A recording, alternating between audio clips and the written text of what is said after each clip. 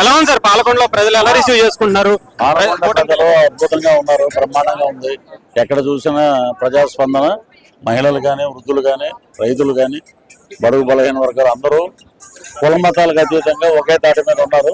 కూటమి అభ్యర్థి బలపరిచిన నిమ్మల జయకృష్ణ అసెంబ్లీకి కొత్తపల్లి గీత గారిని ఎంపీకి పంపించడానికి రెడీగా ఉంది. అలాగే రాష్ట్ర వ్యాప్తంగా మీరు తిరుగుతున్నారు, ముఖ్యంగా పిఠాపురంలో పవన్ కళ్యాణ్ గారి గెలుపు కోసం చాలా మంది మీరంటే స్టార్ క్యాంపెయినర్లు అందరూ వస్తున్నారు. కానీ ముద్రగడ గారు ఈసారి ఆయన అక్కడే ఉండి, మిథున్ రెడ్డి గారు కావచ్చు, వీళ్ళందరూ అక్కడే ఉండి 1000 కోట్ల వరకు పెట్టే అవకాశం ఉందని కూడా చెప్తున్నారు.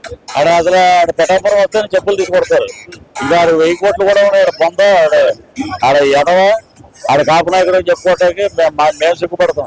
1000 కోట్లు పెట్టాడు అక్కడ వచ్చేసి చేసేస్తారండి. ఇప్పుడు ప్రజలు ఉన్నారు, ఉండండి నా మాట అనండి. 1000 కోట్లు పెట్టుకొస్తే మిథున్ రెడ్డి ఓడిపోతున్నాడు అక్కడ. వీళ్ళందరూ మన రాష్ట్రానికి దౌర్భాగ్యం అన్నమాట. ముద్రగడ వచ్చి ముసలి నక్కది ఆడొచ్చి రాజకీయం చేయడం ఏం చేయలేడు.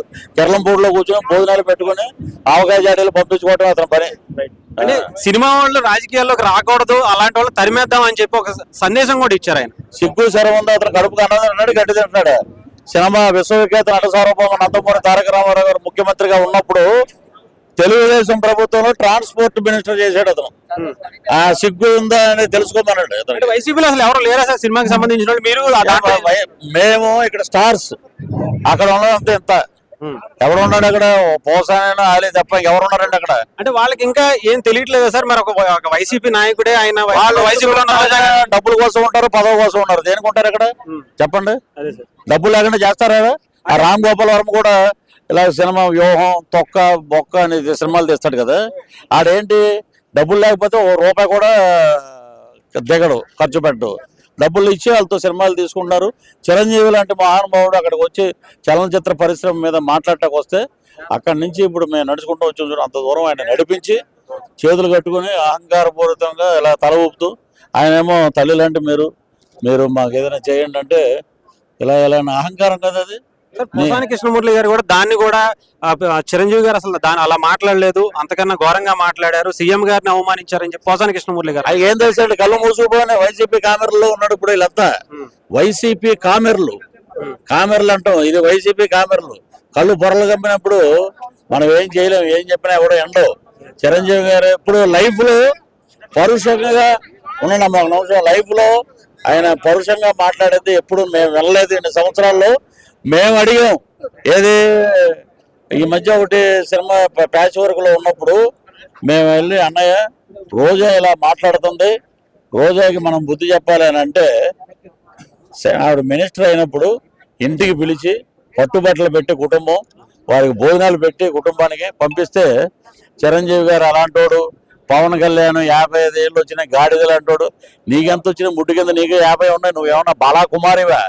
అలాగే చంద్రబాబు నాయుడు గారు జైలుకి వెళ్తే ఒక దరిద్రుడు జైలుకి వెళ్తే ఇంకో దరిద్రుడు సపోర్ట్ చేశాడనే మాట అంది.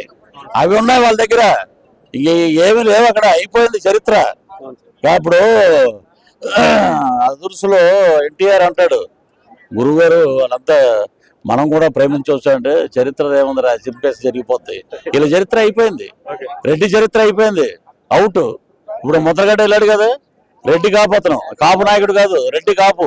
వెళ్ళిపోయి అక్కడ టోల్ గేట్ దగ్గర ఉంటారు చూడండి, టికెట్లు కొట్టుకుంటారు, అలా ఉంటారు అతను. సార్ చిరంజీవి గారిని కూడా ఆయన రీసెంట్ గా సపోర్ట్ ఇచ్చినందుకు కూడా ఆయన చాలా విమర్శిస్తున్నారు. వైసీపీకి సంబంధించిన నాయకులు కావచ్చు, వాళ్ళందరూ కూడా చిరంజీవి ఎన్ని విమర్శించినా, కుక్కలు ఎన్ని విమర్శించినా చిరంజీవి కష్టపడి కష్టం నుంచి పైకి వచ్చినాడు. పవన్ కళ్యాణ్ కష్టం నుంచి పైకి వచ్చినాడు. ఆ కుటుంబమే కష్టాన్ని నమ్ముకుంటారు. చిరంజీవి గారు 10 ఏళ్ల తర్వాత ఎన్డీఏకి నా మద్దతు, సీఎం రమేష్ గారిని గెలిపించండి, పంచకర్ల రమేష్ బాబుని ఎమ్మెల్యేగా గెలిపించండి అని సింహం ఏం చేసిందంటే చిన్న వాటర్ బాటిల్ అలా తాగింది. ఇప్పుడు రేపు 5వ తారీఖున ప్రచారానికి వస్తున్నాడు, దుమ్ము దులిపేస్తారు.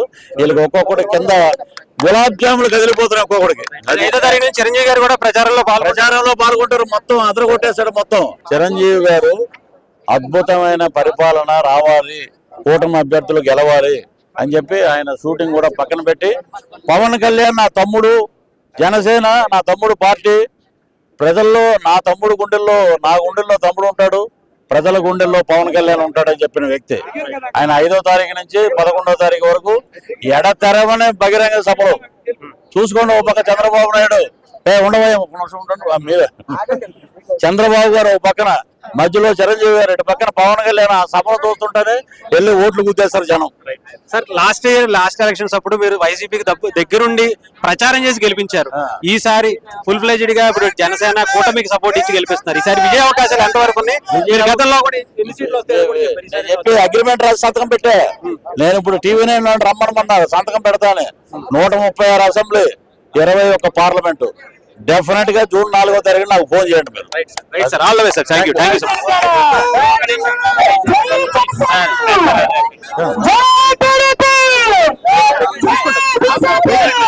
కరెక్ట్ ఉంది.